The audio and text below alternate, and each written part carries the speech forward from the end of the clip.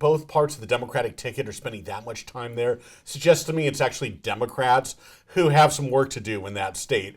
That is in no way to say that Trump has it in the bag or is even leading and necessarily will win there, but the Democrats seem to realize how important it is. That one, I think, I've always thought has to worry Democrats a bit because going back to 2016, Hillary Clinton famously blew off Wisconsin and Michigan that year. She didn't travel there, just didn't take it seriously. That was an admitted mistake. In Pennsylvania, though, her team played hard. They put in a lot of money, they campaigned there heavily, and still lost. Welcome to The Debrief, where we talk with the Washington Examiner's top journalists about the headlines they're covering and where the story's going next.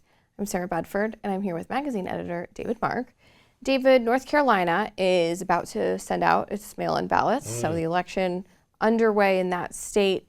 There's talk about it being a swing state this cycle. It doesn't usually come, when you think of swing state, you think of Pennsylvania, you think of Michigan. Yeah. How important is North Carolina? This one caught my attention because Kamala Harris, the Democratic presidential nominee, and her running mate, Tim Walz, in addition to going to those swing states that you just mentioned, Michigan, Pennsylvania, and Wisconsin, this week are also in North Carolina. So it just suggests to me they must have polling, focus groups, some kind of information suggesting that one is actually in play. It's frustrating for Democrats because it's eluded them for a long time. On paper, it looks like it should be about evenly balanced in a swing state, but they haven't won since 2008, and it's been really frustrating for them.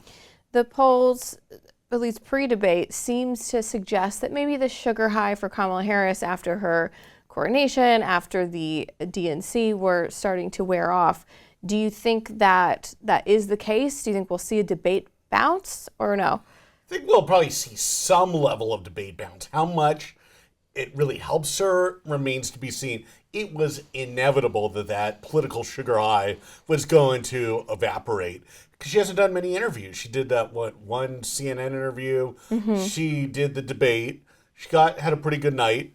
But other than that, she really hasn't explained what she wants to do as president. And I think people pick up on that. Trump, whether you like him or not, he's out there doing interviews. Right. You know what you're going to get in the Trump presidency. You might hate that. Right.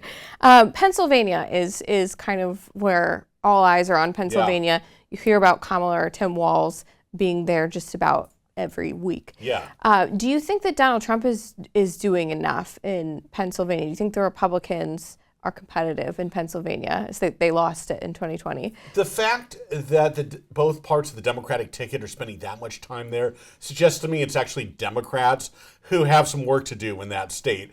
That is in no way to say that Trump has it in the bag or is even leading and necessarily will win there, but the Democrats seem to realize how important it is. That one, I think, I've always thought has to worry Democrats a bit because going back to 2016, Hillary Clinton famously blew off Wisconsin and Michigan that year. She didn't travel there, just didn't take it seriously. That was an admitted mistake. In Pennsylvania, though, her team played hard. They put in a lot of money, they campaigned there heavily, and still lost. So it can happen against Donald Trump.